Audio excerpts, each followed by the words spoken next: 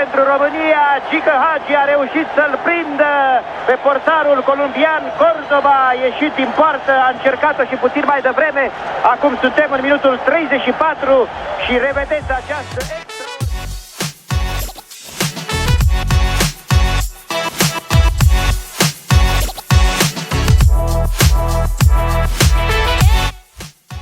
Welcome back to another episode of the Football Talent Show. My name is Adam, and joining me for another country deep dive is the one and only Jacek Kulig. Jacek, how are we doing?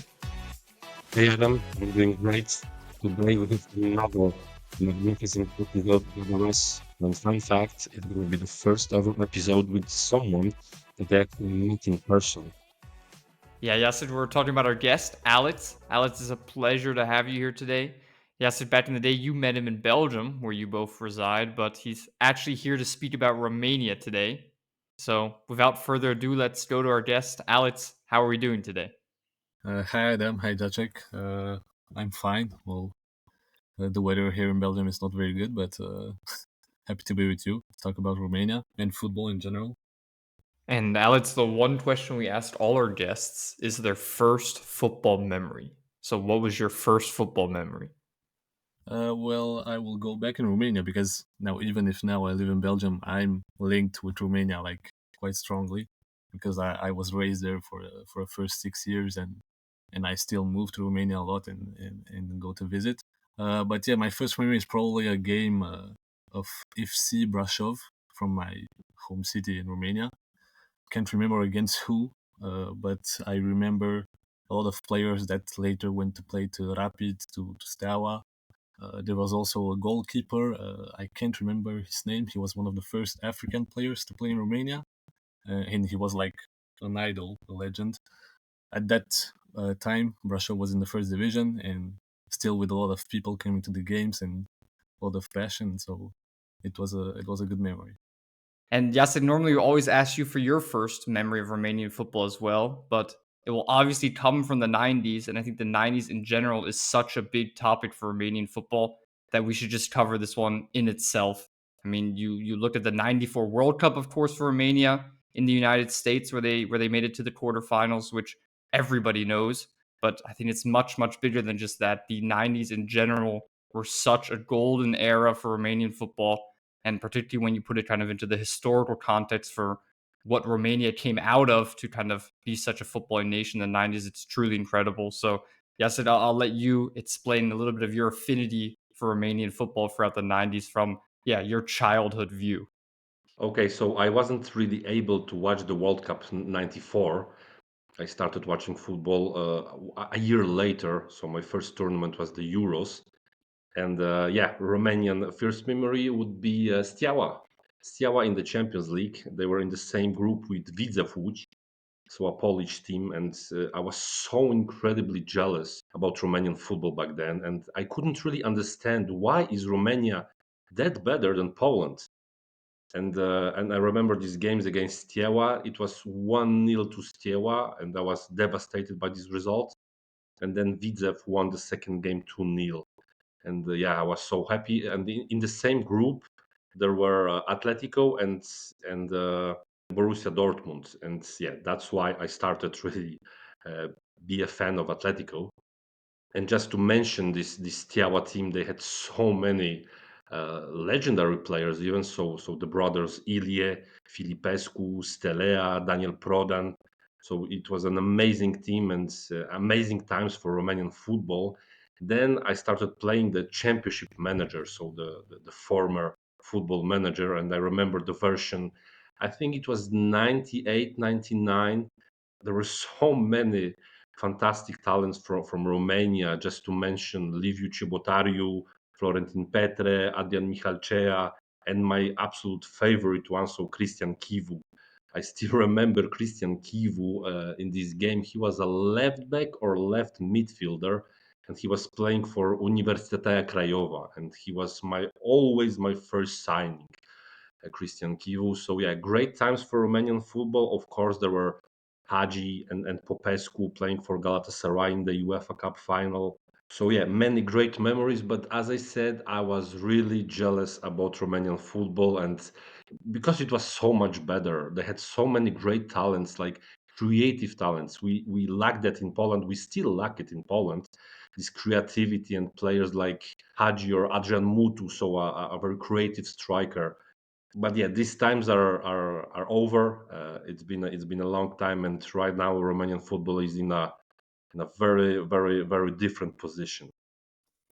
Yeah, it's not the first time that Championship Manager has gotten a shout on this podcast. It seems to be a recurring theme.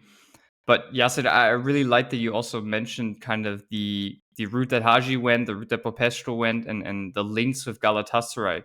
Because I mean, they're not the only two Romanians who made that route to Galatasaray throughout the '90s, throughout the early 2000s.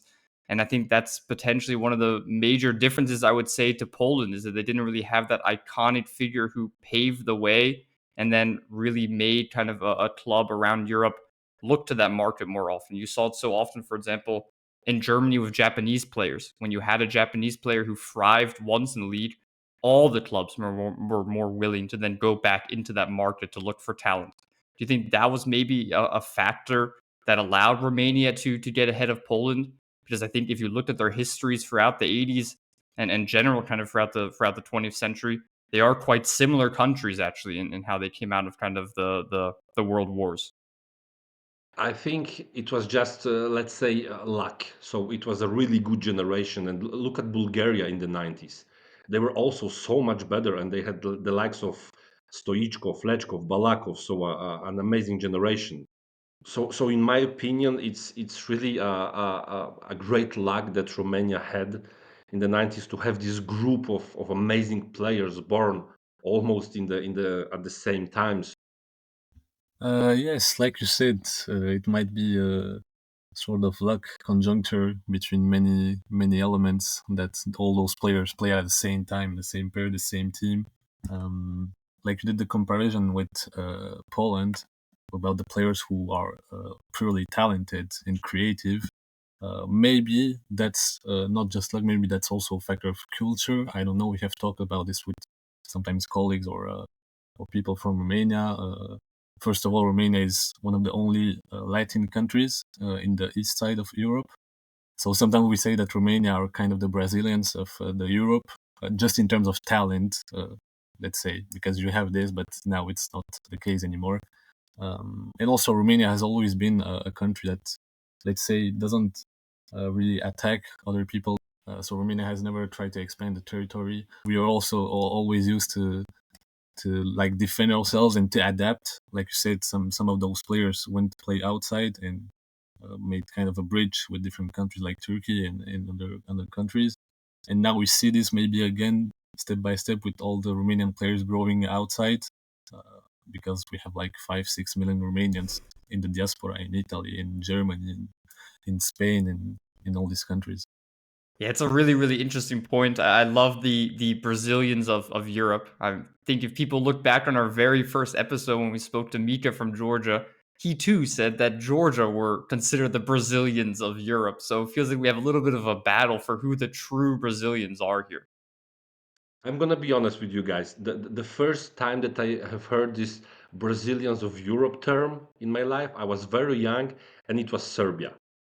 Serbia, people were calling them the Brazilians of Europe because of so many technical and creative players.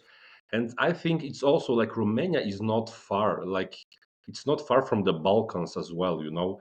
And all these countries, they have this a glimpse of craziness in their football, and that's what we lack in Poland. I think Poland is the only country that was never called the Brazilians of Europe. Like Georgia was, Romania was, Serbia, like all the countries were, even Portugal, I think. And yeah, like Poland is the only country that will never be called the Brazilians of Europe, sadly. Yeah, the Polish pessimism, it wouldn't be the football talent show without it. I think for Romania, they also maybe have the big advantage that they play in yellow jerseys. So I think that even if the football is really bad at times, at least they look from the outside like a Brazilian national team. And then once you see them actually move the ball about, it can get a little bit more, yeah, let's say Transylvanian. But Alex, when we go back to kind of the '90s, obviously you were not alive then, but your parents were, and Romanian society in general. What was kind of the feeling around the World Cup and '90s football in general in Romania?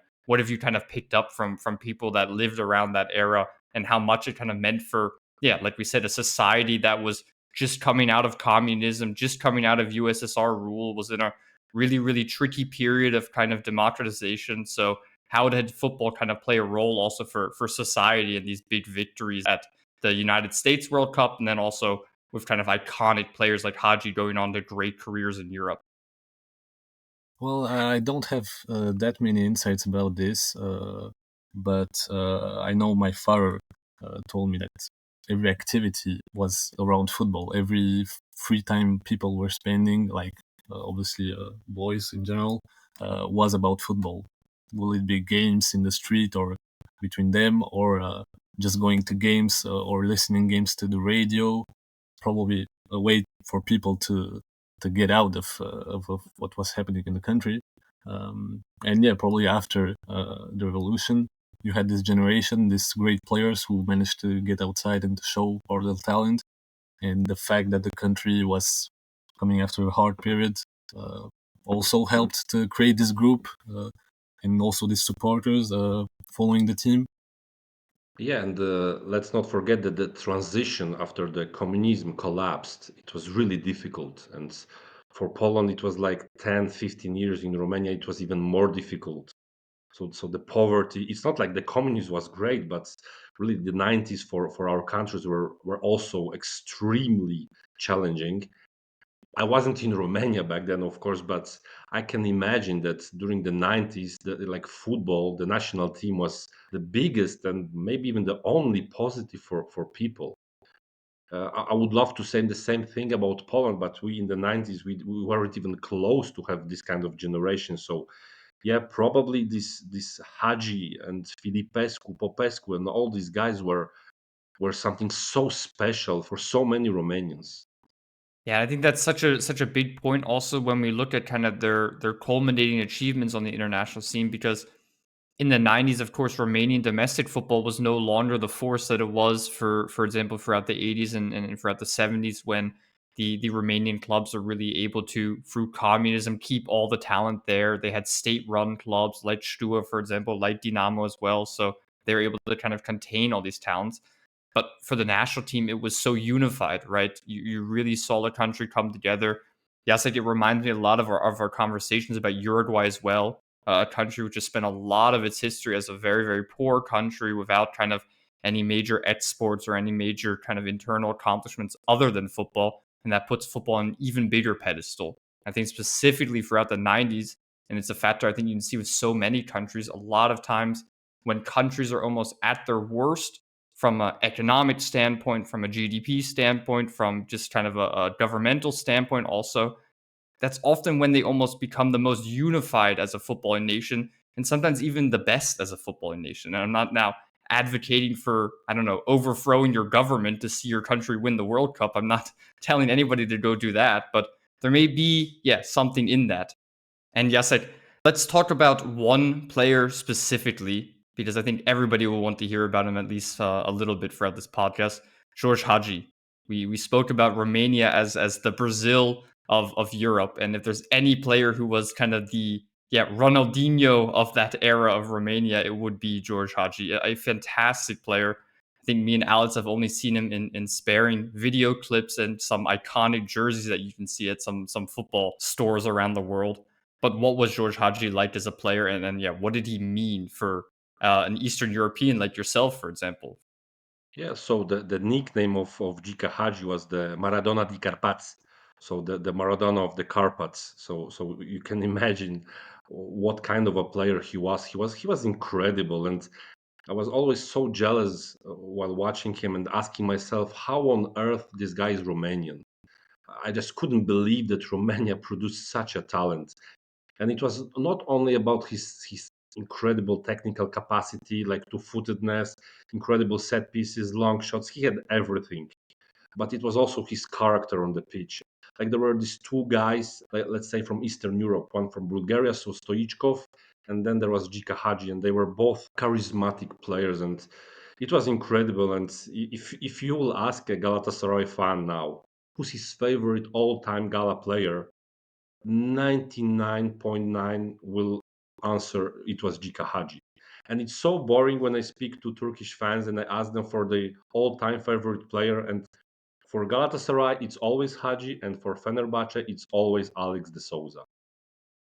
Yes, no, obviously Hagi was one of the biggest players that Romania had. And now talking about talent, some people say that there was also Nicolae Dobrin, who was playing even before. That was maybe one of the only Romanian players that we could compare in terms of talent.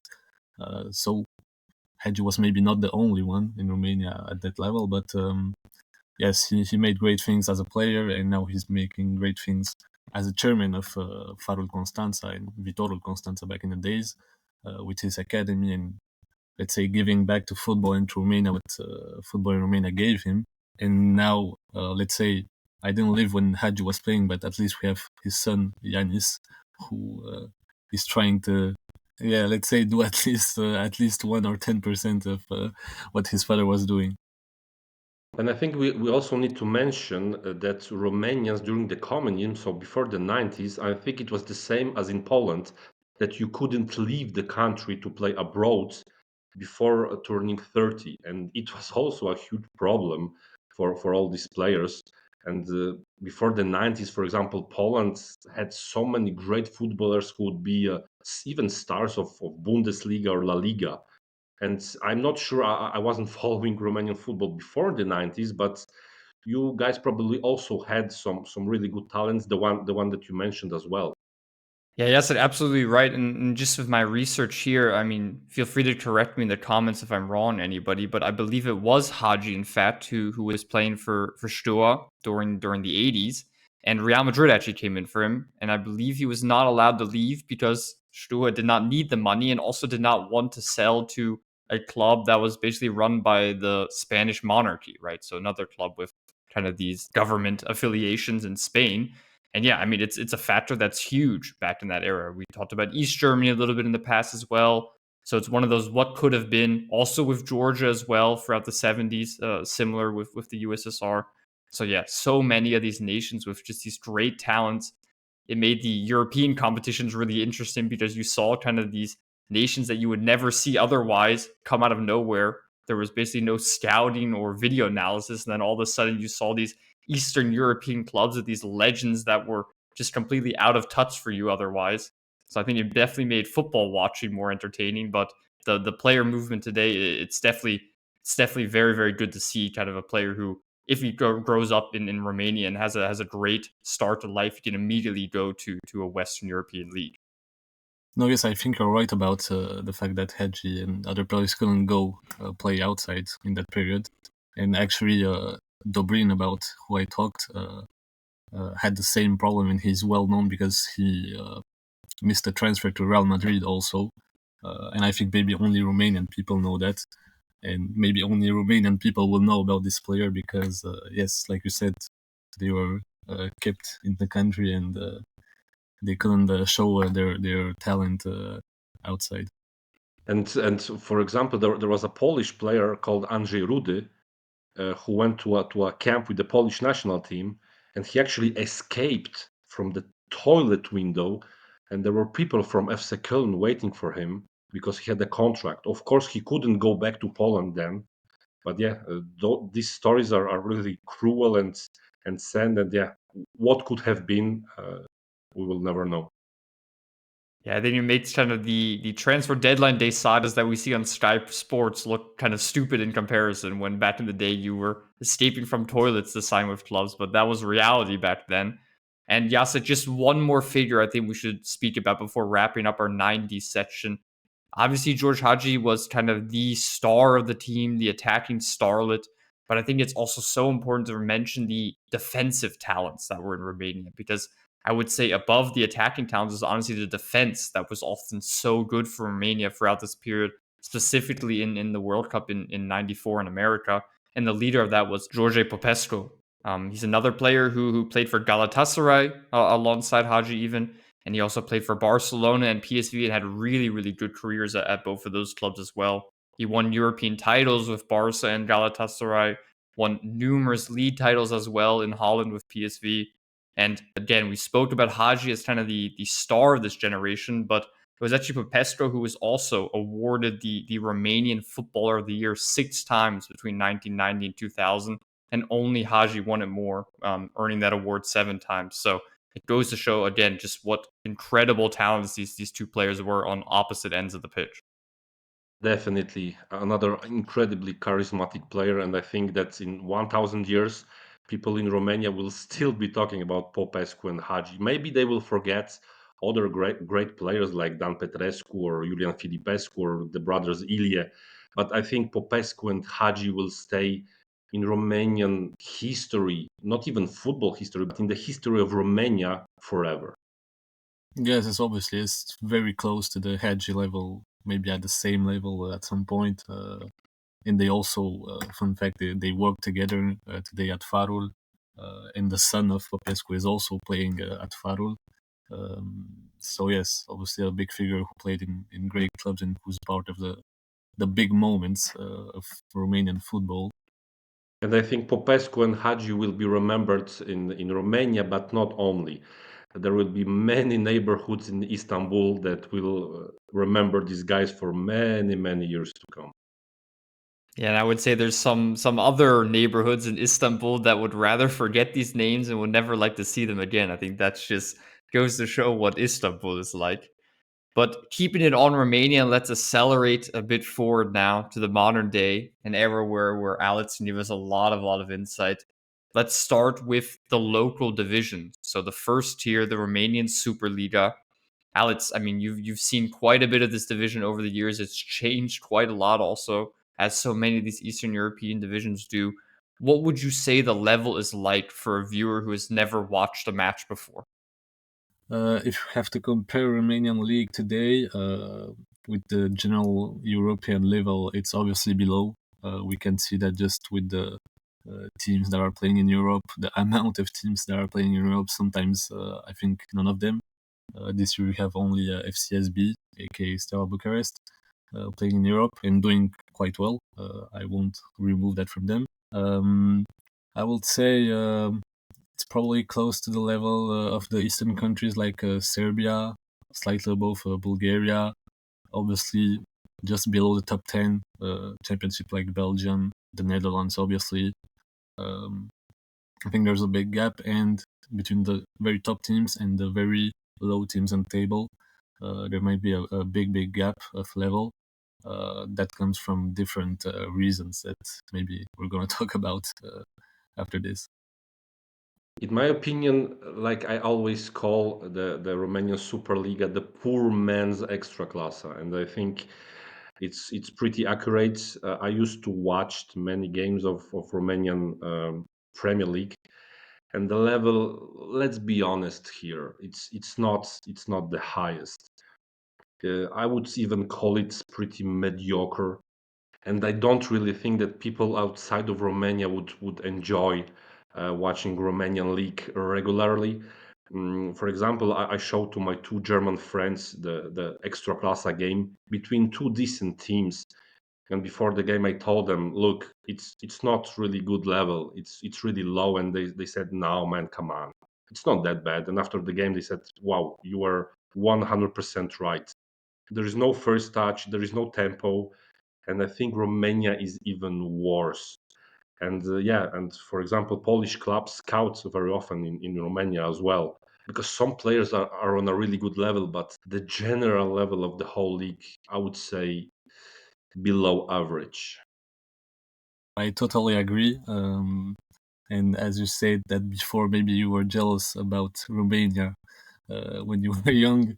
Now I can say that I can be a little bit jealous about Poland because I watched a lot of games, obviously because we have some Romanian players there, and also because I discovered a Polish league that is quite a lot above Romanian level in terms of playing style, of ideas, of philosophy, of even infrastructures. I think the pitches quality and all the communication maybe around the football. I don't know how it is in Poland. You know better. But in Romania, there's something often unhealthy, even in the media, in the way the people talk about football, even the actors of football itself. There's a lot of work to do on this, but yeah, clearly Romania is under the average level of Europe and clearly under Poland, as an example. Yeah, I think I can only echo the thoughts of Alex and Jacek here. I know we're not giving a great advertisement for the league, but I think we always try and be honest here, and I think that's the state of at least domestic football in Romania. From the outside looking in, and like I said, I haven't watched as much Romanian football, of course, as Alex, but from what I've watched, I've always kind of gotten the conception that there's very old players a lot of the time. A lot of the times, players who have been in Romania very, very long, who don't take that step abroad and who kind of get passed around clubs or spend a very long period with clubs. And also that it doesn't feel like it's just a money factor, because it does feel like salaries can be quite decent there in comparison to even the Serbian league, like you said. But these salaries and the money that is in the clubs is not being used wisely. So is that correct, Alex, or do you think that those factors aren't necessarily the case? Yes, I kind of agree because there are a lot of old players. Even if now recently we have more and more young players playing, also because of the rules of the federation. But I think there's just a different mentality in general, with the focus on the results, on short-term results. So people will often go for the safe options and taking players that know the championship very well, that have already experience, that are Romanian, that talk the language, and you will often see criticism around teams who have maybe too much foreigners, just because they are foreigners, and people think that they cannot add a value to the championship. Now, the other problem is that sometimes those foreigners are indeed not that good, and they don't take the level higher, and they have sometimes salaries above average. But there is another deeper problem about how clubs work, how much they use scouting, how much of a structure they have, and what identity and philosophy they try to build on long term. And I think that's where Romania meets with Poland. Like, there is no tomorrow. There are very few long-term projects. And yeah, people live with today. Okay, today is great. Tomorrow, oh, so, someone else will take care of that. So that's really a problem. But I still think there is so much potential in Poland and in Romania, two big countries. There are people with money ready to invest, but they just need to invest in the right way, and not just, yeah, okay, I will take a club and I will buy some mercenaries from everywhere and we will win the championship. And yeah, if I leave tomorrow, the club will go bankrupt. So yeah, we need more people with vision in our countries, in my opinion. Yes, that's a fact, and I think, as an example, in Romania, I think it's the only country, maybe in the world, that has so many teams that disappear, and sometimes legendary teams with big names, big fan bases that simply disappear because of the lack of good management and the need of just having results immediately. That's very true, Alex. Although I think in the Baltics it happens as well, like clubs disappearing and then new clubs appearing out of nowhere with some weird names and shady sponsors. And what I said about like financing the clubs, for example, in Poland, I watched a game a few weeks ago between Jagiellonia and Raków Częstochowa, so the two teams that ended up top last season. And both teams, they had two outfield Polish players on the pitch, and in my opinion, it's disgraceful. And Alex, you briefly mentioned the rules and regulations put in by the Romanian FA to not only develop young players, but also put Romanian football itself in the focus. Talk me through a little bit those rules, because they are quite unique. And also, do you think they are helping Romanian football, or do you think they're holding them back? Because I think these over regulations are always something that a lot of countries and a lot of fans struggle with. Should the league be there to develop the national team, or should the league be there to develop domestic football? Those are always kind of two things that you need to balance, and it's hard to always get it exactly right.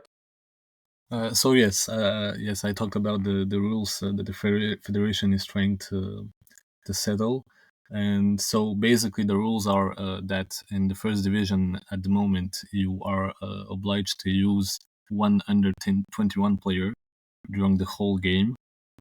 So if you want to sub him off, there's another under 21 player who has to come on. In the second division, it's one under 21 and one under 19.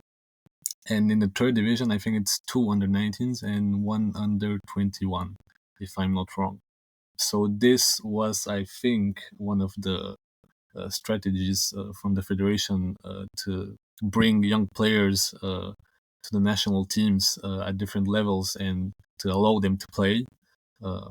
And I think indirectly it was also a way to push all the clubs to invest in the academies, because they also settled some rules about the percentage of their income that they have to reinvest in the academies. Now, does it work? At the beginning, in the first division, the first year that they settled these rules, they were obliging to use two under 21 players, but just one during the whole game. So what happened is that almost every game, the coaches were taking off one of the under 21s after 2 minutes, 3 minutes, 5 minutes. And I think that you never see that in any other countries.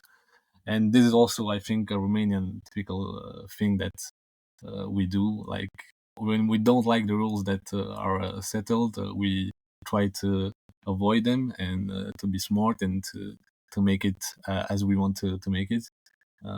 But at the end of the day, I think they managed to find maybe the right balance in with these rules, and I think that somehow now we see a lot of players who are playing because of the rules, but also because they really deserve it, and maybe because of what we talked before about the mentality, about the fact that we want old players who know the championship, who bring us immediate results. Maybe they wouldn't have played without these rules. And somehow we see the results at the young national teams at almost every category. In the last 2-3 years, we have some very nice results, in my opinion, despite all the problems that still exist in the organization or whatever. I think it's quite a good improvement. I still remember the videos going viral of these Romanian games and players being subbed after 30 seconds. And there is a page in Belgium. This could happen only in Belgium, and I think there should be a page. This could only happen in Romania, and it was probably the only place that could happen. But as for these rules, I am pro these rules. Like for example, in Poland, we had a rule that one under 21 player has to be on the pitch all the time. I know that it has some negatives, but from my purely egoistic point of view, I really like this rule because every time I watched a game in Poland, I knew that there will be at least two players that I will be able to watch, scout, analyze. So I am really for this, but I also I'm aware of the negatives of this rule. Yeah, I think it's a debate where you can really go back and forth all day because I think there's nobody who only sees the positives in it, and there's nobody who only sees the negatives in it. And for me, obviously, with my background in the US, one of the big aspects for us, which is almost similar to Romania, is that these rules are often in place specifically for developing the national team. And then you get into the question of, well, what's more important? Do you want to develop the MLS, which needs development, which is kind of at a critical point where the money is there, but the footballing quality is not yet up to the standard that the money should suggest? Or do you want to develop players for the national team, which, like we said before, I mean, has really underperformed in recent years when you consider just the population of the country and how much talent is being produced. The fact that we didn't even make it to the 2018 World Cup was a major reason why many people wanted similar reforms in the MLS to almost guarantee US players game time. So it's really a question you can go back and forth on. I personally like it more in lower leagues. And there the question is, okay, it's easy for you to say as a German when your second Bundesliga, when your third Bundesliga are really high levels to say then, yeah, we'll do it in the lower leagues. but in the Romanian third division, I don't think there's any benefit to having young players guaranteed game time, because if you're a young player in the Romanian third division, who knows even if your development is to the standard where then you can make it to the next steps. So yeah, it's a really, really big debate that we'll probably not have an answer to. Another form that I quite like, which they use in the German third division, which I like your guys' opinion also on, is that they have a money pot at the beginning of the year, and then the money from that pot is allocated then to clubs who use the most young players or the most players from the youth academy. I think that's a really, really good strategy as well. But then it always just comes back to the fact, well, how much money is in there? If it's less than winning a game once, then that doesn't really help anyone either. So yeah, there's quite a few different strategies to do it, but I think it is good to see that Romania is at least addressing the issue. You can maybe be a little bit frustrated with the execution and that it doesn't always work well, but the fact that Romania at least sees there's a problem and is addressing, I think this is a good sense that they're on the right path, which I think a lot of other nations aren't even at this point. We have something similar in Poland. So Polish clubs are obligated to give a certain number of minutes for under 21 players, and if they don't, there is a fine. And for a club that gave the most minutes for under 21 players, there is a reward. But for example, I think 2 years ago, the champions of Poland, Raków Częstochowa, at the beginning of the season, they said, okay, we will pay a fine. We won't play youngsters. We don't care. We have money and we will pay it. So that's also a problem. And let's not forget that if you try to implement these rules, it means that your system is wrong. You're doing something wrong and you try to repair it. If you would have clubs that are run by reasonable people, intelligent people, people with passion for football, you wouldn't need all these rules. I don't think that in Scandinavia they would need to implement these kind of rules, because there are people that know how football works, and that youngsters will bring them money. And yeah, Romania and Poland, let's be honest, our systems are not healthy at all. Yeah. So I think you nailed it there with that final point. Is it's exactly, it needs to come from the culture and not from rules, right? You need to also embrace kind of the change in development rather than being forced into it. Let's move on then to a little bit more of a deep dive into clubs themselves and how they approach talent development. And I think a good place to start is with kind of the historically biggest ones. We spoke about them before, Steaua Bucharest, but nowadays they're actually called FCSB. Alex, maybe you can give us a little insight into why that name change has occurred, and then, yeah, what the situation is there. So yeah, just to make it very short and to not go into details because I don't know all of them yet, and there's still a lot of debate around this thing. FCSB is the continuity from a sporting point of view of Steaua Bucharest, but nowadays we have the Steaua Bucharest with the name and the brand, who is in the second division, who is the club of the army historically. But there's a lot of things in history around this beef between the two sides. So basically now FCSB, who is still the most one of the most popular teams in Romania, and they kept a big part of the fan base, and now maybe just lost a few ultras in the story. So yeah, nowadays FCSB is still one of the top teams in Romania in terms of fans. They kept most of the fan base, especially the young ones nowadays, even if they lost a part of the historical ultras. Yeah, and I'm gonna be honest, it's a mess. In general, it's a mess. And something similar happened in Bulgaria as well with CSKA Sofia. And right now we have two CSKA Sofia, and I really don't get what happened. And let's be honest, it can happen only in Eastern, Southern Europe. Because when you tell it to people in Western Europe, they say, "What? Why?" They just don't get it. And yeah, sadly, these things used to happen and are still happening. Yeah, like Jacek said, I think it's another one of those factors that only happens in countries that are constantly being conquered in the past and then re-democratized and then conquered again by so many different nations. And then with the communist flair and different governments taking over at different points. So yeah, that's a big, big factor in Romanian history and in Eastern European history in general. Yes, 100%. It's hard to understand, I think, for people from outside of these countries. But in FCSB in Romania is not even the only example. We have so many examples in the last years about having one or two, three teams of Craiova or of Dinamo. It's a big mess, like Jacek said.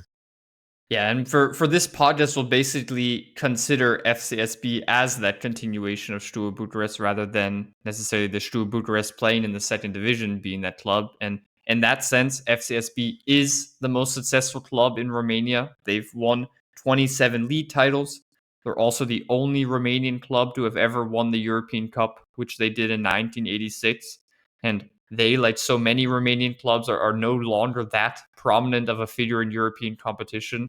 They are, of course, doing relatively well in the Europa League this campaign, but they're no longer competing for those top titles.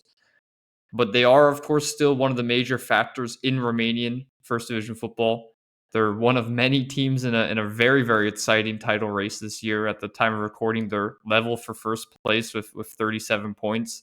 And obviously, we'll speak a bit about their first team as well. But we're obviously the Football Talent Show, and we speak mainly about talent development. So what do you think the academy is like there? How do they bring players into the first team? Just give us a sense of kind of the academy system there. Yes, well, I think that they understood that they have to invest in the academy, and I think they did it quite well in the last years. The results in the last year are obviously in their favor. They managed to get a lot of titles at youth levels from under 15 to under 19, and the cup in the Super Cup almost always on the top. And that's probably also because of the name and the popularity of the team, and because it's in Bucharest, a big city with a big population, probably easier for them to get more talents than other teams. And now about the transition to the first team, it has not always been the best one. The problem at FCSB is that it's also a special context to evolve in because of the boss there, Gigi Becali. If a young player will play a few good minutes, he will be the new Messi. And then if he plays a bad game, he will be the worst player in Romania. So it's a little special. The young players who are going there and who are making a name for themselves have to be quite well prepared mentally to make it higher. Yes, and we finally came to the main guy, so Gigi Becali. For the ones that don't know him, he's a very special figure in Romanian football. Some say that he's crazy, some say that he's crazy. So I would love to hear your opinion, Alex, on Gigi Becali. I will never forgive him what he has done with Florinel Coman, honestly. I used to love Coman, the perfect inside forward of Romanian football, and the Euros under 21 with Yanis Hagi and all the others. And right now he went to Qatar, I think. But yeah, I think Gigi Becali is one of the main guys why we don't see Coman in one of the top 7 leagues in Europe right now. So what would be your general opinion on Becali? Well, obviously, as you said, it's a very special character in the Romanian football. Let's try to start with the positive things that maybe we can give to him. Probably one of the things will be that he invested his money, and he's still investing his money, and he's very involved in the team. Maybe too much sometimes. This is on the negative aspect, but yeah, he's keeping this team in the Romanian first division and close to the European places, even if they had some weaker periods. Now they are the only representative of Romania in Europe and having quite good results. So this is a good thing. But now, as you said, there are a lot of things that maybe are not okay in the way to manage people, players, um, young players especially, as it's the main topic here. Obviously, it's not a healthy way to help them to grow up when they come to the first team. whether if it's about academy players or just young players that sometimes they buy at other teams before they, or just when they start exploding a little bit. But yes, obviously, club's chairman that is so much involved in the tactics, maybe sometimes, or the substitutions, it's obviously not something that can be very good on long term. Yeah, it feels like another factor that is very exclusive to Eastern Europe. It feels like a factor that you only find there, and you find there very, very often, to be honest. The two aspects that I also wanted to touch on briefly. One, the Bucharest aspect. I think it goes very underrated just how important it is to be a club in Eastern Europe from the capital city. These capital city clubs are often the ones that have way bigger resources than any other club. We spoke about Tbilisi in Georgia, but also countless other examples across this region. Being a capital club is a huge historic advantage, and it gives you such a big population to pull from. And the second aspect, which I think we breezed over, is that aspect around Romania's poor performances in European club competition. So we spoke about, of course, how FCSB is the only club in European competition from Romania this year. But just going back even further, I mean, no club from Romania were even present in any European competition last season. We had clubs from the Faroe Islands playing, and we didn't even have a club from Romania, which there's no other way to put it. That's embarrassing, right? It's just embarrassing. And then also the last club to make it to the knockout stages of a European competition was CFR Cluj in 2020. And the last time a club from Romania made it to the knockout stages in the Champions League was in the 1999 to 2000 season. And I relate this back to the talent development section because when we speak about developing young talents, one of the most important places where you can get these players to make these big moves abroad is from key performances in European competition. Even though we as scouts love to look in Eastern European leagues and we love to go on Y-Scout and watch the footage, for 90% of scouts around the world, you only see these players in European competitions, and that's where you kind of get a view of them. That's how most clubs do their scouting, if even. I mean, many clubs will not even look at the Conference League, but for the clubs who will do it, they'll look at them only in these European evenings. I think that's why it's so disappointing and really debilitating that Romania have A, not had clubs in European competition, and B, been so poor in European competition. And for me, that's with the biggest factor keeping these players back. Yes, I think you said most of the important aspects of this. Obviously, it's not helping at all to not have European football in Romania. It comes from some topics that we talked about before, about the way that we think, the management, and the fact that obviously the league level is below average. So yes, some teams will fight every year to get into European spots, but then they are not even ready to truly fight for qualification in Europe when we will play against a club from Norway, from Sweden, or even from maybe Czech Republic. We see that there's difference of approach, of playing style in general. Now, yes, FCSB is quite of an exception. They have a very solid team. They managed to keep a lot of players. That's what we were talking about before. I think Jacek mentioned Florinel Coman. This year, we can say that we still have Olaru at FCSB, even if maybe he should have been somewhere outside since 1 or 2 years. But yes, let's say this time it pays off. But again, I don't think this means that in the next 3 years we're going to see them again in the European groups. That's the problem. Let's move on to another club here, CFR Cluj. They're one of the most prominent clubs in recent history in Romania.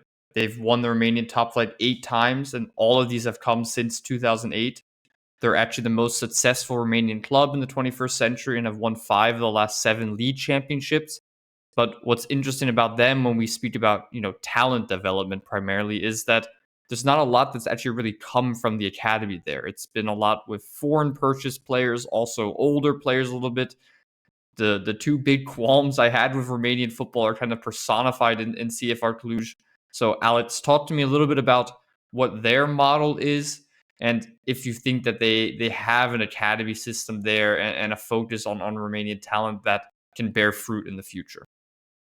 As I think we mentioned this before in the podcast, Cluj built this legacy in the last years around mostly foreign players from Portugal, Brazil, recently also Eastern countries. Somehow I think they had some scouting model that they followed quite well, and they also had this philosophy with Dan Petrescu, the coach, with his specific type of football that is, let's say, more focused on the defensive aspect and to be very solid, and then try with some talented player or some executions to get some great results in Europe, for example, and also focusing a lot on the physical aspect, which in Romania would help you a lot if you are way above average in terms of physicality. I don't think their academy is one of the top, let's say, 5 in the country at the moment. They are probably working on it. I don't have much insights about them, but they have a few players in the youth national teams, some decent results in their region, because Romanian championship at youth level is cut in two parts, the two parts of the countries. I think they're working on it, but it's probably not their priority. And at the moment, they don't have so many players coming out from their academy. But they have this idea since a few years that they try to bring players raised abroad, especially from Italy, who were playing in the Primavera or in the third, fourth division that didn't make it at top level in Italy. And they had quite a lot of success with them because maybe the most recent and the biggest success could be Daniel Biatliga, who is now the striker of FCSB and also playing with the national team, who was raised in Italy, I think, at Palermo and loaned some other teams. And now we also have Matei Ilie, who is born in 2002, I think, and also raised in Italy. And also now starting, I mean, he got his first call-ups with the Romanian national team and also playing with the under-21s. So this is kind of working for now. But yes, I don't know exactly what their main strategy is for the next years. Yeah, and let's not forget about Luis Munteanu. I still have my stocks invested in Luis Munteanu. About CFR Cluj, well, for years it was a club that was representing everything I don't like in football. So yeah, signing mercenaries, living with today, we don't care about tomorrow.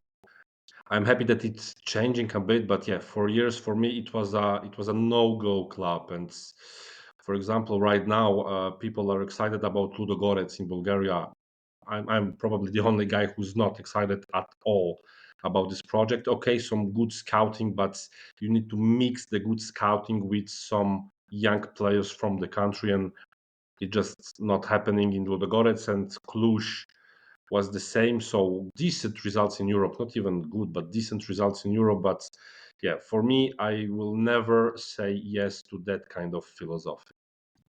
Yeah, I always liked the quote from Phil Knight, who was the Nike founder. He said, "Always develop or die," and I think that's something that all these clubs don't understand. They always stick with the same system that works and works and works until it then doesn't work, and then we change our system. But there's never any real thinking ahead to say, okay, this may be working right now, but we still need to be thinking about how we can develop, how we can do things better. And I think that's a prime example about CFR Cluj, right? Things were working, but then you rest on your laurels and you say, well, it worked then, it'll keep working. And then when it doesn't work anymore, we fire everybody maybe and do something completely different. Instead of constantly looking to develop, constantly looking to evolve, and kind of gradually always changing something where 5 years down the line, you've made a huge radical change, but it's always come in gradual steps, so it never feels like anything crazy. I mean, Liverpool are a great example of this. Look at the squad that Klopp inherited, and then look at the squad that he left. Completely different squad, but it never felt like there was any radical changes because it was always step for step each year. And I think that's something that so many football clubs, not just in Romania, not just CFR Cluj, but so many football clubs need to take on board. as you said, it's a model that, and as you talked about it before in Romania, is a model that is just made to have quick results, to feel safe. At some point, Dan Petrescu was not anymore at Cluj, and now he's back again because they had some bad results. So they are trying again to remix the same methods with some new methods. Somehow they missed the transition. I think they didn't think, as you said, about the future on longer term, because they also had some very good scouting, as we said, with some Lassina Traore, Alvaro Pereira, who went to play in European clubs, and they got some money for that. But I don't feel that they use it very well. They didn't invest maybe very well, and I think their focus was everywhere to get in European competition and to get the money from that European competition to survive. From what I know and from what I can read, they have some big money problems, or at least they had in the recent years some big money problems, especially when they didn't get any more in the European groups. And sadly, many of these clubs are just toys of some rich people. And these rich people just want to go to a game and show their friends, look, my team is first in the league, look, my team plays in Europe. But they do not really want to build something more, something for the future. And let's be honest, these people are there, but if they are gone, the next day the club will collapse. So I am a guy who always love to build things, build something, like develop something, and to be proud of something after some years. Like for example, FTS. Every year I was trying to build it more and more, and I'm really surprised that these people, they do not care about it. Imagine a guy with CFR Cluj, he will build an academy, like the best academy in Romania. Even after 20 years, people will remember, wow, this was the guy who built it. And this is why we have some really good footballers coming from there.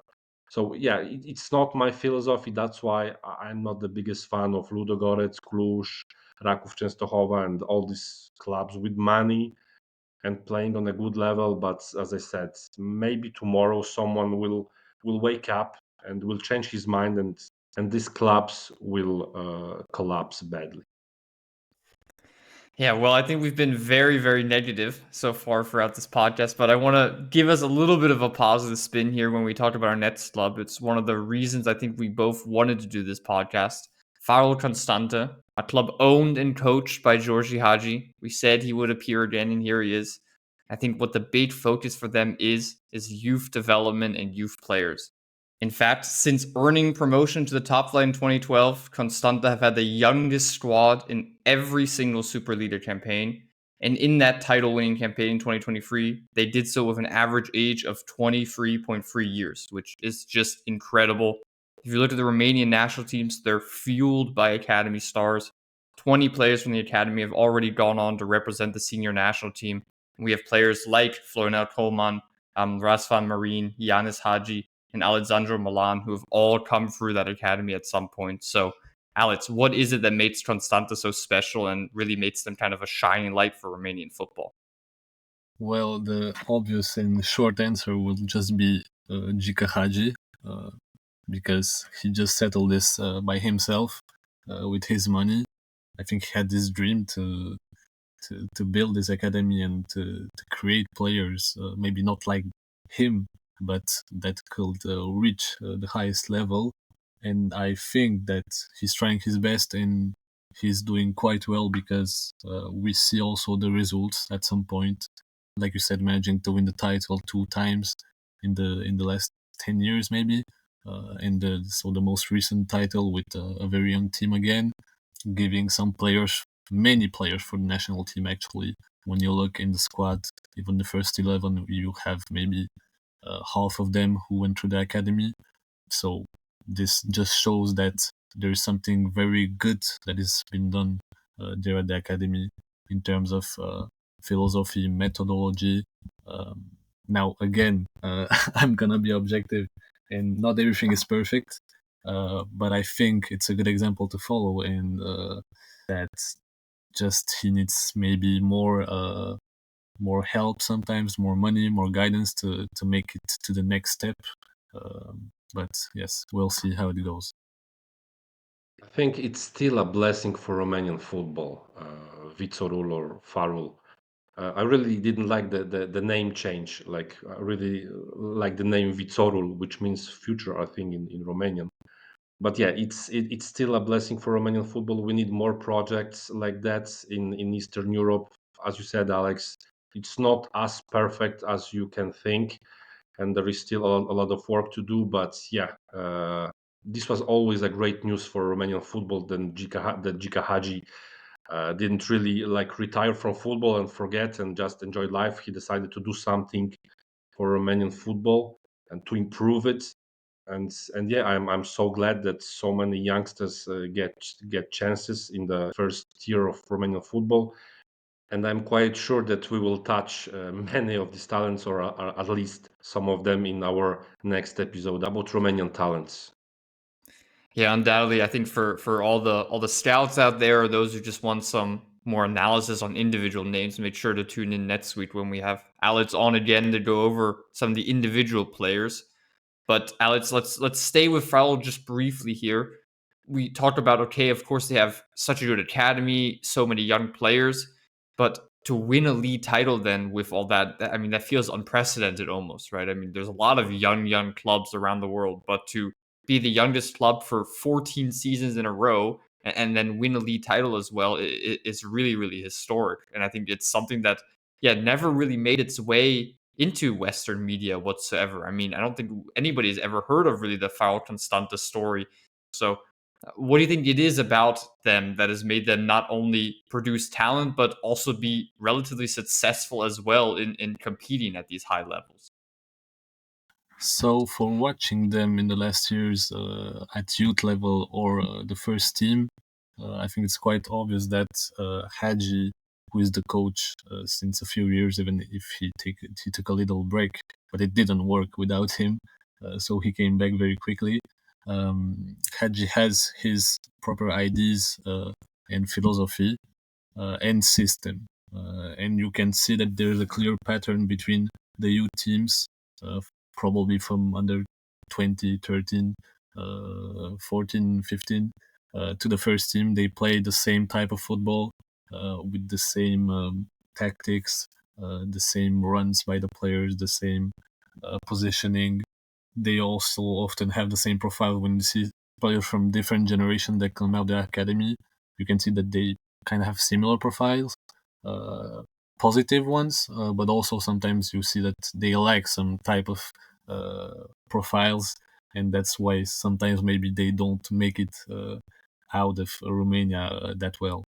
Well, that philosophy reminds me of a certain club that Gheorghe Hagi used to play 20 years ago.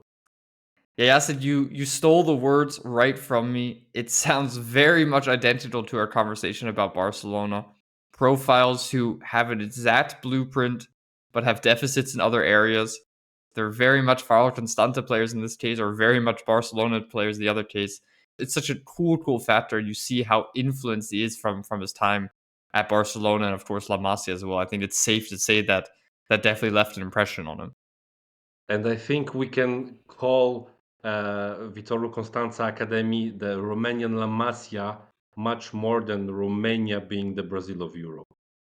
And finally, before we move on to our last club here that we want to just briefly touch on, do you think Gheorghe Hagi would ever leave Farul Constanța? Because obviously, I mean, his reputation as a coach itself is quite high.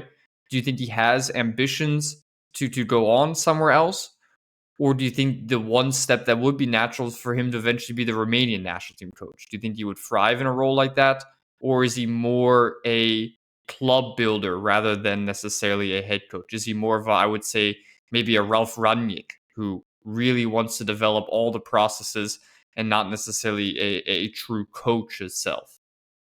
Well, there were some talks about the national team even recently before Mircea Lucescu came back. I don't know exactly why it didn't work out with Hagi, but obviously at some point he will maybe leave the club as a coach, but he will probably stay there as the chairman. Now I know that they have some projects with building a new stadium, probably making the brand and the club grow again, because Farul back in the days was also a big team in Constanța. That's why they merged with Viitorul, who was the name of his academy before. They merged with the historical club of the city. But I think he has some projects to take it to the next level, from every aspect, probably academy and first team, to find more money from investors from outside to probably collaborate, to take to the next level, and that will probably also mean maybe a switch of coach, of management, maybe also take to the next step with the academy. Yeah, and as you mentioned, Alex, I think there are still a few steps to go. Correct me if I'm wrong, but I believe Farul Constanța has never qualified for Europe. I don't think they made it to any European competition after winning the league title. So I think that's kind of the next step for them, is definitely to become more routine in these European competitions, where, like we said, that's where it really, really profits to have such young rosters who are then in a bigger spotlight. Yes, they didn't make it just qualification rounds, and even in the UEFA Youth League, I don't think they managed to go very far the few times they were in the competition. So it shows that obviously you can do some better things, and that not everything is perfect. So yes, you saw that Farrell was champion with a very young team 2 years ago. But every time that they managed to get these good results to reach the playoffs or even to be champion, the next year they will obviously lose some players, because they have to sell players for money. This is an important aspect, and then they have to build again. So they will have sometimes some young players coming from the next generation, but they also have to bring some older players to examples and to bring some experience in this team. And this is where sometimes there is a problem. They tried sometimes to bring players from outside that didn't play in Romania or that were not very well known, and often it doesn't work. They bring a lot of players in the summer, at the start of the summer, and before the end of the summer, some of them already left the club. So it's a very, again, short-term mentality, that if they don't qualify in Europe, some of the players they can go back home or change clubs. And sometimes he forgets for me to trust the young players. And I see a correlation that every time that the team is getting older, like in the recent games, I think some of the games he used maybe just one or two under 21s, which for me is almost shocking, because he has some quality players and young players. And I think that when he plays them, there's obviously a difference, even if it's not perfect. Maybe he's not going to beat the top teams in Romania with players from 2007, with Doicaru, Stoyan, and whatever. But he has to use them and to dare to use them, and not just try to bring old players that he already trained and try to revive them. He's doing it very well, but sometimes it doesn't work. Do you think that Hagi's ambition is more like to build a dominator in Romania, or it's more to see many academic players from Farul signing with top clubs? What is his approach? So for me, his main goal is to develop players and to make them reach the next step, to go outside in Europe and to also feed the national teams.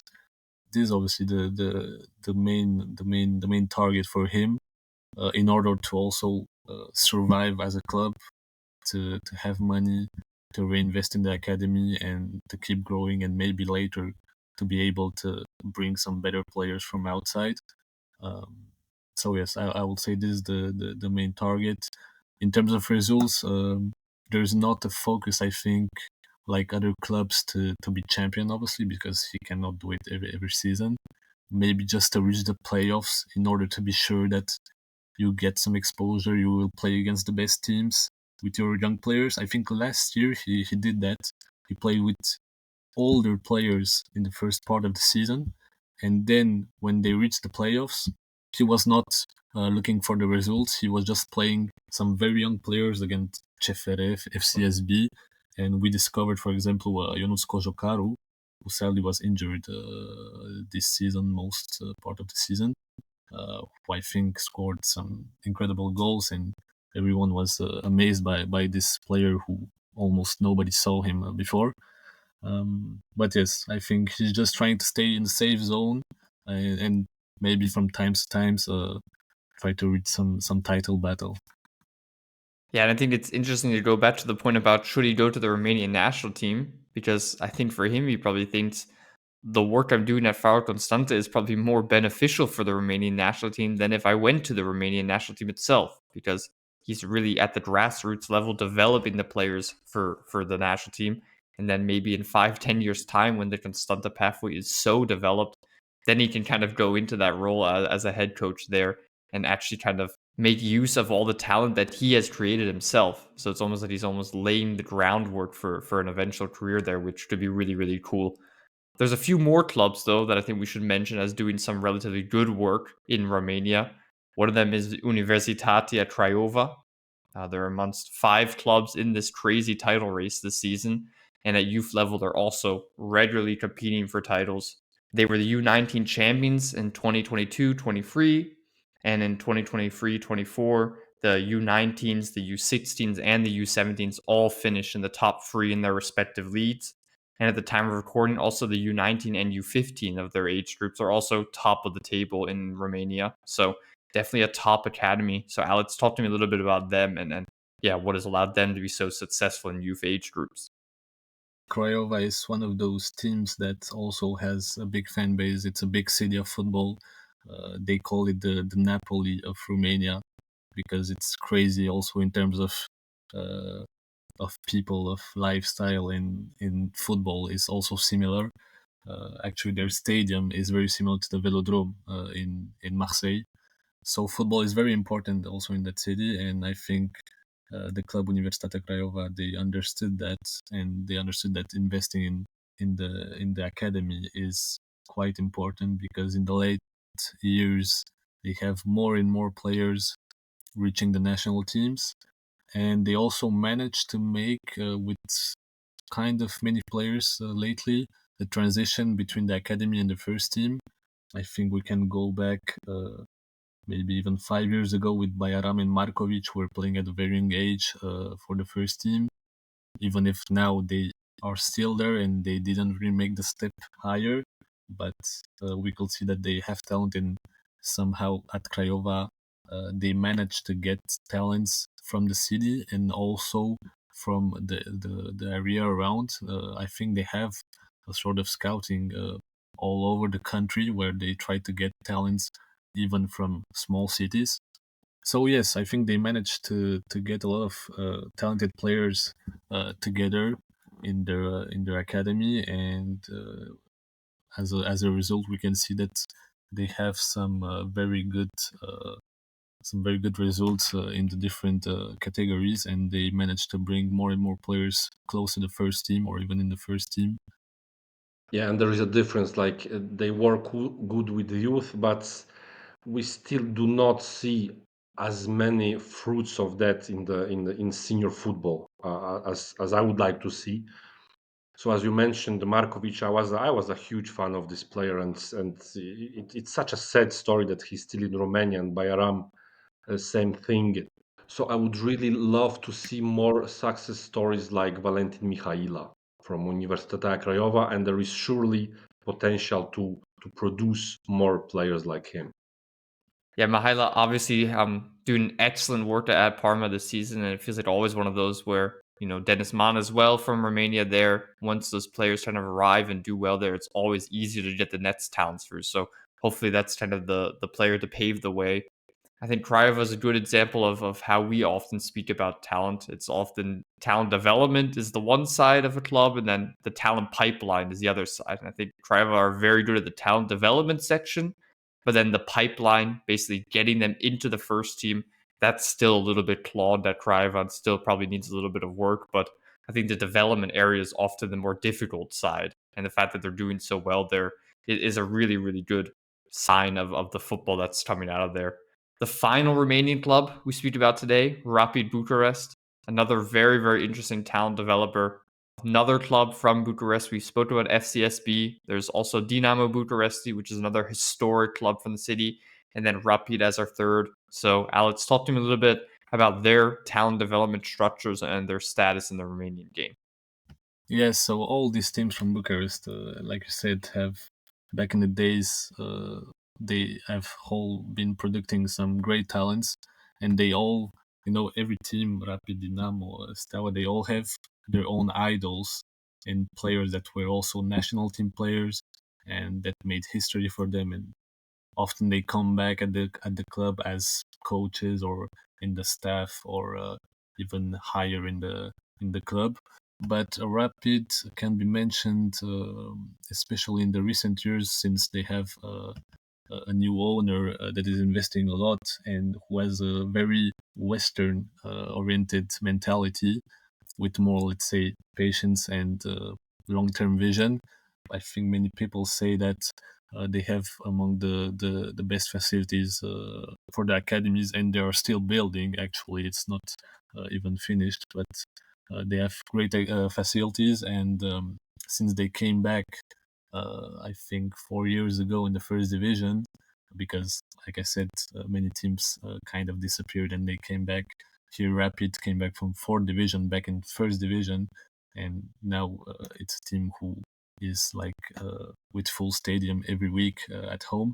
But they are also investing a lot in the academy in order to later bring those players to the first team and to manage to also get them some links with Western football and reinvest this money. Sometimes now we see in the last 2 years, sometimes with players from abroad, from mainly Kosovo, Serbia, close countries, developing emerging countries, let's say, with a lot of talent that can adapt quickly in Romania, but also by investing in young players from other academies in Romania. Uh, One example, I mean, we have more examples now, but Rareș Pop, who came from UTA, or even Borsa, who came from Farul, would choose to make the step to Rapid before going outside, maybe in Europe, maybe probably in order to get an experience in a more popular team and with more pressure in Romania. Yeah, I think Rapid is a good example of a club that has really made a lot of good steps since kind of that drastic decline that has happened to so many Romanian clubs. I think it's often one of those where you need to almost hit rock bottom to reassess everything. And I think that's exactly what happened at Rapid. I also really, really like how they're able to kind of balance finding talent from abroad in these emerging countries. I think Jacek can say it himself. Kosovo is an incredible market to look for young players. There's so much good talent there that really needs a platform. And in general, I think I really like how they're investing in the infrastructure, going kind of from the grassroots upwards rather than kind of going for the very top, first team stadium, make it as glamorous as possible, and then just leave the academy to rot. I think that's something that a lot of Romanian clubs and clubs in general in Europe can learn a lot from. I was really proud of Rapid after signing Albion Rahmani from Kosovo. It was always going to be a really good transfer for Romanian league, for a Romanian team. And yeah, the two players that you mentioned, Alex, so Rares Pop, he came from UTA Arat, but there is another one, Catalin Vulturar, who also came from UTA Arat, and I think something good is happening at UTA Arat as well. We won't be talking about them today, but yeah, probably another interesting team producing good youngsters. And of course, Andrei Borza. Andrei Borza, I was really shocked by seeing him moving to Rapid. I was almost sure that he will move abroad. Do you think that it was a good move for Borza? Well, so yes, it's true that at UTA there's also something very good happening at the academy. Like you mentioned, Pop and Vulturar, but also Miculescu, or even the best example, Denis Man. It's also a city where you have a lot of talent, like many cities, but obviously we cannot talk about everything here. And then to come back with the Borza topic. In my opinion, from outside, it was not a bad choice because we saw often players from Farul going directly outside and struggling to make a place for themselves in bigger countries and bigger championships. So yeah, as I said, I think the idea that coming to Rapid in a team that aims to always play the playoffs and potentially European football with always full stadiums and pressure was a good idea. And also another thing that I think we can mention is that lately Rapid has shown that they are able to sail for quite good amounts of money outside with Rareshili, Rahmani recently. Moldovan is kind of an exception because it was a different situation, but they have this ability that maybe Farul doesn't have. Hagi often is almost obligated to sell his players for less than he could. So yes, I think it was a good idea. Now he had a bit of a down period, maybe of adaptation, also getting used to the city, to the pressure. But he's getting back on track recently, and some people are even talking about him for transfers and for the national team. So it's a good sign, I think. He's still very young. Yeah, I said that I was shocked, but I didn't say it was a bad move, of course. Like he wasn't ready for a top European club, let's be honest. And maybe this 1 year and a very small step forward will help him when he will make this move to another European league. So it's there's nothing wrong, and I'm quite sure he still has, in my opinion, he still has the potential to play in a really strong European league. Yes, and in fact, now talking about Rapid and Borza, maybe one thing that could happen, that is what maybe you are talking about, and that could seem logic, is that Dan Shuku, the owner of Rapid, is now also the main owner of Genoa in Italy. And as I said before, I think it's linked with his mentality to get closer to the Western European side.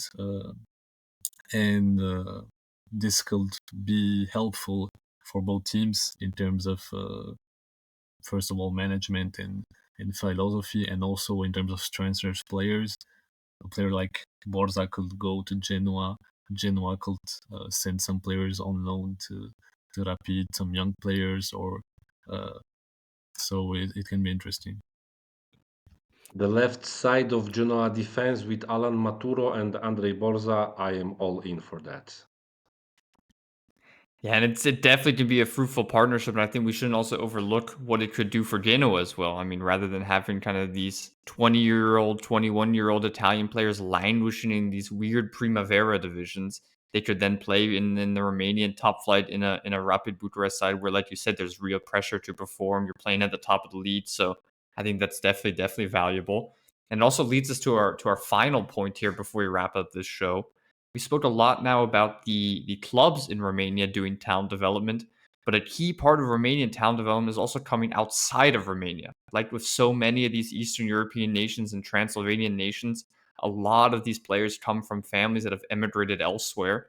And I mean, you look through the national teams at the moment, 8 of the 22 players from Romania's last U19 camp are playing for academies abroad, and a staggering 12 of the 20 in the U17 national team are also abroad. So more than half of the players from the latest U17 Romanian national team camp are playing in academies outside of Romania. I think the biggest one is obviously Italy. I think there's a lot of cultural factors as well that make Italy a prime destination for Romanian people and Romanian players as well. Juventus is a great example, also with Radu Dragosin, potentially the biggest player in Romania at the moment, who went there at the U17 age group. So yeah, what do you think about kind of these foreign clubs that are developing Romanian players? Do you think that's a pathway more Romanian players should take at a young age? Well, definitely, you have more and more players now. First of all, players who are born and raised in those countries and who are getting in some top academies and starting to play for Romania. Some of them are coming back to Romania when they can't reach that top level in Spain, Italy. They can come to play in Romanian first division and also have a kind of a platform, which is good for everyone, I guess. And then you also have, like you said, these players who maybe when they are around 14, 15 years old, they have the chance to go outside of Romania in better academies in Italy, and even in England. We have just maybe 2, 3, 4 examples, but it still exists. And I think it has to be a good thing for me because like we said, the academies in Romania are not yet at top level. They are not really the best way to get to the top football level in Europe or in the world. So if you're a young player in Romania and you have that talent and you have the opportunity to go outside, for me it does make sense to try your luck at a younger age. Sometimes it wouldn't make it. They wouldn't make it. We have so many examples that go outside in Italy mainly, and then they come back after 3-4 years in those academies because they just didn't make it. The level was maybe too high, or they couldn't adapt easily enough. And then we also have some good examples. Obviously, Radu Dragushin is the main model lately, but we also have a player like Marius Marin, who went to Sassuolo, like many Romanians, and who managed to stay in Italy, starting from Serie C and now being in Serie B with Pisa and almost reaching maybe the Serie A soon, being a captain and even the foreign player with the most caps for Pisa. So it can definitely be a good option. Now it will depend on the player's mentality and strength, how they adapt. In my opinion, if you want to move to Italy, either do it very early, so when you are 14 or 15. Let's take the example of Borza. If he would move to Italy last season, he would be playing Primavera level, which wouldn't be great for him because he was already playing on a senior level. So I'm also not the biggest fan of the Primavera, and let's be honest, the level there is not the highest, and it's not like you learn much more than in Romania, especially if you are close to the first team in Romania. So yeah, for me, the move to Italy, it's either very early or just go to Italy when you are ready to compete in senior football. I remember our discussion about Lecce Primavera with all these Romanian talents, and I wasn't very high on that project because it was really, in my opinion, it was made by a director who only wanted to win the title and put it in his CV. Okay, I won the Campionato Primavera, but there was no output. How many players of this Primavera side made it to the first team? Very few. As I said, I'm not the biggest fan of Campionato Primavera, even though you can find some real jewels there. But yeah, if you are close to making it in Romania, do not take a step down to go to youth level in Italy. Yes, I kind of agree with you, even if on this Lecce topic we had maybe some different opinions. But indeed, I think a reason why many players from Romania go to Italy is also because the level is slightly lower than Spain, England, which are countries that don't even do that much scouting at young level. They don't need to go outside to bring good players to get to win the championship or to have results at youth level. Now, yes, obviously for me it's still better than almost nothing for some of them in Romania. If they can, as you said, go there as early as possible, they will still come back with something extra than most of the players, the local players. Yeah, I think what Jacek said there as well, going there at a very young age, I really like that idea. And then I think to come back to Romania as a 19-year-old, be it if it's only a loan, for example, or then a permanent transfer, is really not the worst thing in the world. I don't think that's even a failure for youth players there, because you come back then 4 years later with so much more experience at a high youth level, with different coaches, different culture that you've adapted to, and then you'll have so much more quality that you can bring back to Romanian football. I think that that's something that should not be underestimated or taken for granted, that that can be a pathway. And I think that's something that the Romanian Superliga should almost look to do more often, to make themselves this platform for overseas young talents to go to get first team experience. I think that it shouldn't just be basically Romania utilizing Italy as a pathway for players to go, but also Italian players looking the other way more often, where they come as a 19-year-old instead of going to Primavera football, which, like Jacek said, is not necessarily the best destination to grow after playing youth football your entire career, to then take the step to Romania, if it's only for a season on loan from Parma or on loan from Inter. I think that would be a good step that I think many Italian clubs could profit from. And like we say with Genoa and Rapid Bucharest, I think that's something that I hope to see in the future, that partnership goes both ways. But that wraps up then our show today. Alex, it was a comprehensive episode, a long one as always on the Football Town Show, but it was an absolute pleasure having you here. Alex, do you want to give us some final words before we go? Well, thank you very much, first of all, for having me. I know we know each other since a while, but it's always a pleasure to talk, and especially in this kind of show. I hope that people will enjoy it and that we were not too negative. Maybe they could have this feeling, but it's just that, in my opinion, we can always do better, especially considering that Romanian football is not on top today, even if we have some very good results with the national teams, which is great, and we have to build also on this.